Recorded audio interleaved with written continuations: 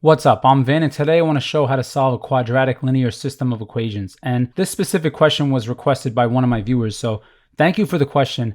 And what makes this one a little bit tricky is that the equations are with respect to different variables. Like this one says x equals and this one says y equals. So we can't just set these equal to each other. But what we can do is we could solve this system by substitution. So what we're going to do here is it's going to be easier for us to plug this equation into this one. So we would have y equals, and instead of 3x, we're going to leave a blank pair of parentheses here and then attach our minus 2. But instead of 3x, we're going to plug in x equals y squared. So here like this. We could plug this one into the top one, but the thought process here, why I wouldn't want to do this, is then I would have x equals, and we would have 3x minus 2 squared. And this kind of algebra, I would have to expand this, and it's just going to get a little bit messy. So we can do it that way, but I prefer to take the path of least resistance. So now from this step, we're going to have y equals 3y squared and then minus 2. And then we're going to get the left side to equal 0. So we'll just subtract y on both sides. So now from this step here, what we're going to do is we're just going to cancel out on the left side. We're going to have 0 equals. And now we have 3y squared minus y minus 2. And the technique we need to close this out is the AC method. So what we mean by that is if you think of a quadratic expression like ax squared plus bx plus c, we're looking at the AC term, which is the product of the coefficient of x squared and the constant at the end. So in this case here, the AC term, we're going to do 3 times negative 2 is negative 6. And then we have our b term, that's our coefficient of x. But in this case, we have y.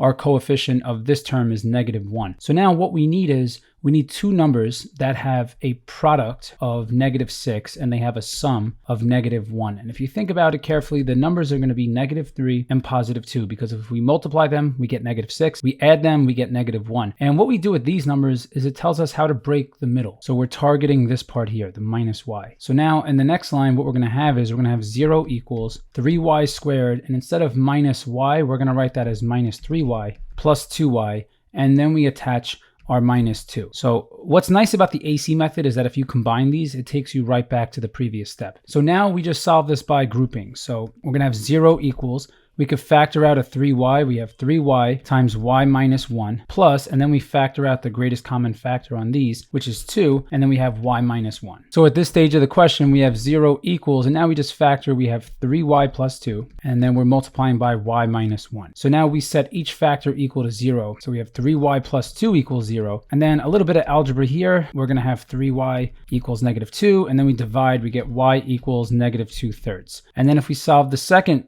set here, we're going to set y minus 1 equal to 0. That's going to give us y equals 1, but we have to be careful. We can't stop here. We have to also solve for the corresponding x values. So if we kind of section these off here, so we'll just group these together like this and we'll leave a space. Remember in the beginning, we had the two equations. We had x equals y squared, and we also had y equals 3x minus 2. When you're solving a system of equations, you also need to know what is the x coordinate that corresponds to the y. So it makes more sense to plug into the first equation because this one already says x equals. So this is the easier one to plug into. So if we have x equals and x equals y squared, when y equals 1, x equals 1 squared, or is just equal to 1.